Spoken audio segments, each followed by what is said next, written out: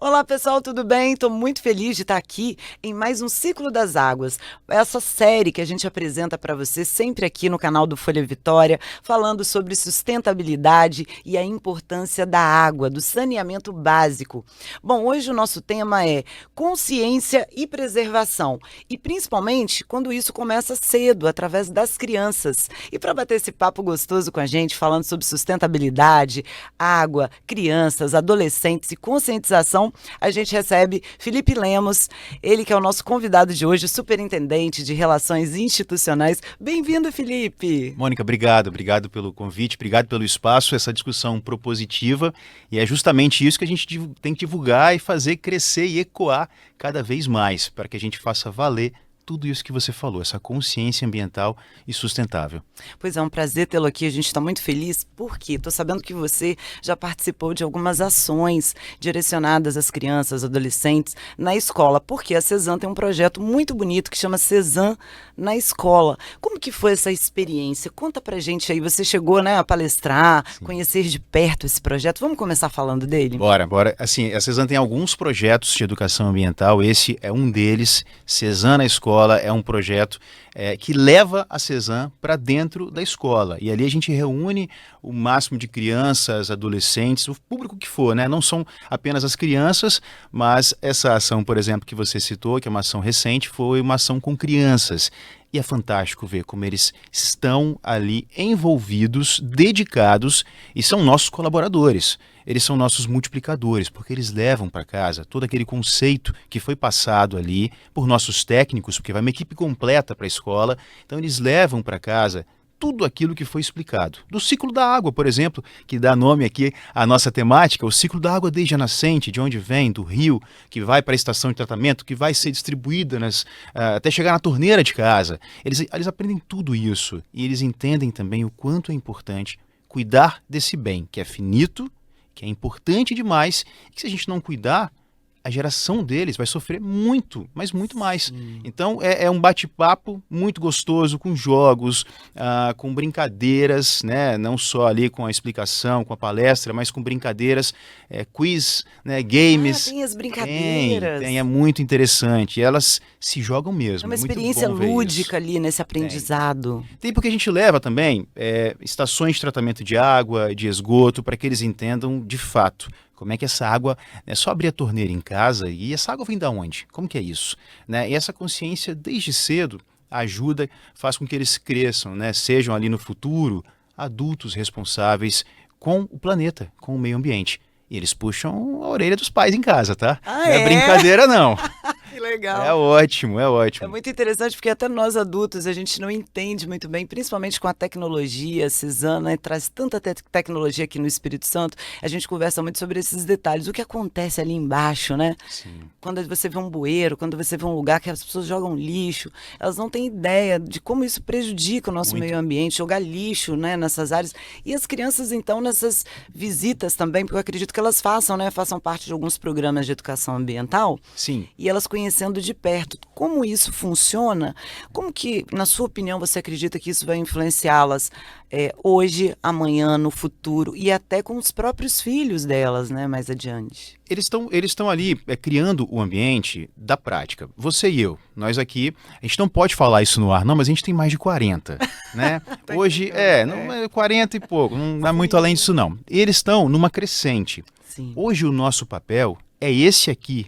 É claro, além da consciência, né, do uso racional e responsável, no nosso dia a dia, é o nosso papel, claro, mas o nosso papel também é esse aqui, de divulgar as boas práticas, de fazer com que isso ecoe e chegue o mais longe possível.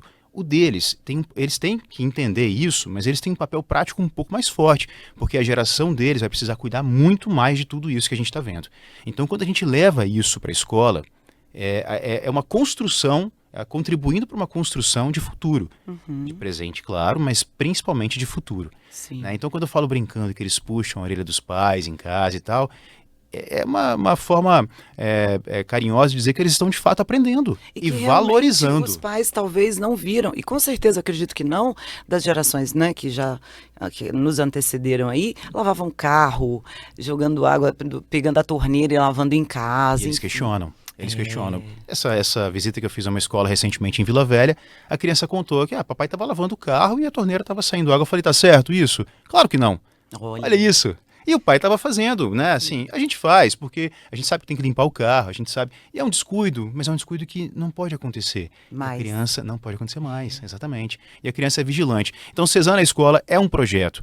A gente vai até as escolas, mas a gente também recebe as crianças, os adolescentes, os jovens, fala aí dessas principalmente. Outras ações aí que acontecem em campo. Com certeza. Tem um programa que chama Por Dentro da Cezan. A gente recebe na estação de tratamento turmas de estudantes que fazem uma visita técnica, que vão até lá, ver direitinho por onde a água passa, como é o tratamento. Uma estação de tratamento de esgoto, por exemplo, ali no Mulembá. Eu fui lá recentemente, né? E às vezes a gente não entende muito bem porque a gente fala, não pode jogar o fio dental no vaso, né, usado. Não pode jogar cabelo. Isso, pedacinho de plástico. Por quê? Porque isso dá um trabalho muito maior para se fazer ali o processo de tratamento do esgoto que vai se transformar em água de reuso e que vai para a indústria, e que vai lavar a calçada, e que vai aguar, vai levar o jardim das cidades, né, para que não seja água potável. Então a criança vai até lá e vê a importância de fazer o descarte correto, por exemplo, e não no vaso, né? E não ali no rio, e não naquela... Então isso é muito importante. Esse é um outro programa, Por Dentro da Cezan, quando a gente recebe as crianças, os adolescentes, principalmente idade maior, né? Adolescentes, estudantes de faculdade também, né? É uma consciência, mais uma etapa na criação dessa consciência, né? No fortalecimento dessa consciência ambiental. E tem também alguns projetos aqui, como o programa Fonte Viva. Quais são as transformações que gera? Porque ele ajuda a recuperar as nascentes. Conta pra gente. O Guardiões da Água é um programa assim que ele está crescendo. Ele veio numa primeira edição, está crescendo e a gente tem a intenção de que em 2025 ele se fortaleça mais. O que o programa assim preconiza basicamente? De onde vem a água? Da nascente? Do rio. Tudo bem. E se não tiver vegetação ali no entorno? Isso pode acabar? Pode. Pode sim. Então, o Guardiões da Água, ele visa... Guardiões da Água. Ele visa ali distribuição, plantio de mudas nativas no entorno das nascentes. Olha que Se a gente for falar desses 3 programas, né, do que aconteceu no último ano, juntando ali a quantidade, reunindo a quantidade de atendimentos, foram mais de 25 mil atendimentos. Uau, é muita coisa. É muita gente. E a gente quer aumentar isso muito mais, porque tem espaço para crescer. Eu acho que a gente estava conversando aqui antes do início do programa, eu acho que nunca se criou, né, nunca se entendeu tanto a cultura da sustentabilidade como atualmente. Verdade. E isso tem ganhado uma força muito grande, porque a gente está sentindo na pele as variações climáticas, as tempestades, as enchentes, as secas, e tudo isso impacta na nossa vida e no nosso cotidiano e como a gente reage, né, como a gente cuida do planeta. Falar de educação ambiental é falar de cuidado do planeta, que é a nossa casa. Sim, não é só Espírito Santo, é o planeta. Exatamente.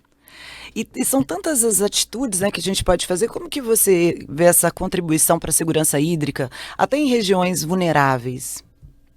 Veja bem, esse trabalho que a gente faz, ele é para atingir todas as áreas, né? Claro que as regiões mais vulneráveis, elas sentem muito mais, elas entendem muito mais o poder devastador de quando você não cuida do meio ambiente, de quando você não cuida da lida nascente, né? Sentem muito mais. Então, esses trabalhos, bem como outros também, eles vão de uma ponta a outra, né? Eles vão de uma cidade grande a uma cidade pequenininha, com, sei lá, 10 mil habitantes. Todo mundo vai sentir na pele de alguma forma o que o cuidado, a falta do cuidado, na verdade, pode gerar, né? Então, quando a gente explica e coloca em prática um programa como Cezan na Escola ou Por Dentro da Cezan, o objetivo é alcançar todo mundo, das áreas vulneráveis, das não vulneráveis, de todos, e levar essa consciência do cuidado. Toda a sociedade, comunidade, todos os municípios, que a gente tem 78 aí no Espírito Santo. A gente tem 78 municípios, a Cezan atua em 53 deles. É uma população, mais ou menos, Mônica, de uns 2 milhões e 500 mil capixabas, que estão ali, lidando, recebendo a água, né, ou tratando, tendo o esgoto tratado. Água limpa. Água limpa. Através do trabalho que a Cezan faz, e é um trabalho, eu ouço muito isso lá dentro e às vezes eu fico refletindo, é um trabalho que é silencioso, né, porque é por debaixo da terra, ninguém vê. Mas quando o cano estoura e dá aquele problema, as pessoas sentem, reclamam, natural, e nem pode deixar isso acontecer, né? Mas o transtorno que isso gera é um transtorno local que vai ser consertado o mais rápido possível. Sim. E o benefício que o saneamento gera é muito maior. E tudo que está acontecendo agora, enquanto a gente conversa aqui, todo esse trabalho que eles fazem, a gente não vê, só vê, como você falou, a torneira abrindo, Exatamente. chuveiro caindo aquela aguinha lá limpinha, É quentinha, bom, né? E a gente nem imagina o trabalho que dá, um investimento que é altíssimo, né? Investimento alto. E de que maneira que você acha que as instituições públicas, privadas, sociedade civil pode fortalecer essas ações da educação ambiental, que você acabou de contar todos os pontos que são positivíssimos, e promover essas mudanças comportamentais, não só nas crianças e adolescentes, mas em todos, de um modo geral? Sim, você falou de vários setores, né? O setor público, privado. Eu acho que, eu já comentei isso, falei que hoje a gente vive um momento da cultura de sustentabilidade muito forte. Sim. Isso vem ganhando força há algum tempo, mas se a gente voltar um pouquinho, traçar uma linha do tempo, uma cronologia, a gente vai lá na Rio+20, em 2012, quando foram criadas as ODS, Objetivos de Desenvolvimento Sustentáveis. É até difícil de falar, mas é muito fácil de entender, porque existem 169 metas dentro dessas 17 ODS que preconizam o desenvolvimento sustentável, o consumo responsável, o cuidado com o meio ambiente. Então, essa é uma grande ação e é uma ação mundial, é uma ação global, que começou no Brasil, na Rio+20. Então, de lá para cá, há uma crescente muito grande das ações e das políticas públicas para o cuidado da água, o cuidado com o saneamento, né? Existe o marco regulatório também, o saneamento básico é extremamente importante, que tem metas para serem cumpridas até 2033, e a CESAM tem feito, como diz assim, né, no popular, tem feito o trabalhinho de casa, né, o deverzinho de casa, e a gente tem feito mesmo, porque a gente tem que cumprir não só pela obrigatoriedade do que diz a lei, mas por levar a qualidade de vida para a população, com responsabilidade. Então são muitas ações que se juntam, que dão as mãos do setor público, do setor privado e que fazem com que essa consciência ambiental ganhe cada vez mais força. Você que sempre está pensando no futuro também, né? Sempre linkado com a tecnologia, com as novidades, como que você vê essa questão do comportamento de toda uma sociedade para um Espírito Santo mais sustentável? Você acredita que as coisas vão melhorar, que as pessoas serão mais conscientes? Porque a gente chega na praia, em tantos lugares, a gente vê tanto lixo ainda na rua, as pessoas não sabem separar. Como que você vê isso? Eu acredito porque eu acredito muito no ser humano, eu acredito muito na transformação, eu acredito muito que as pessoas, elas, em algum momento da vida, elas vão ter o coração ali tocado de que é necessário sim cuidar, porque o planeta é a nossa casa. A gente não tem uma outra opção, né? Então, de alguma forma isso vai impactar a vida das pessoas. O trabalho que a CESAM faz, a gente tenta mostrar isso dia e noite, o tempo inteiro, né? A gente faz, seja com publicidade, alguma propaganda que a gente põe na TV, no nosso site, seja nesse nosso bate-papo aqui que é importante, que eu espero que siga e que alcance muita gente, para que essas pessoas divulguem cada vez mais as nossas ideias e os objetivos da CESAM enquanto uma companhia de saneamento, mas principalmente do cidadão que precisa colocar ali a mão na consciência e falar, cara, aí, eles estão conversando um negócio que atinge a minha vida também, hein? Que atinge aqui em casa também. Aqui pode faltar água um dia também. Aqui pode... Então, assim, quando as pessoas têm essa consciência de que isso também é problema delas, não é o problema do outro, não é o do meu vizinho. Pode ser, se ele estiver deixando a água vazar ali na rua, realmente, mas vai impactar a nossa vida, a minha vida. Então é um problema de todos. Um problema, uma responsabilidade. De achar que eu não tenho que fazer nada, mas que todo mundo tem que fazer. É do ser humano, né? Que a política, que, né, enfim, todos os órgãos aí. E não é só a CESAM, né? Porque a CESAM ela tá aí para trazer água, mas a gente tem essa responsabilidade de mantê-la também saindo, realmente quando você dá uma descarga, tudo ali não entupir, não causar todos esses transtornos que a gente vê o tempo todo. Você sabe que eu fiz uma visita, desculpa, eu te interrompi, eu fiz uma visita ao Mulembá e eu fui na estação de tratamento de esgoto. E aí eu fui olhar, tem umas grades que filtram a primeira chegada daquele esgoto.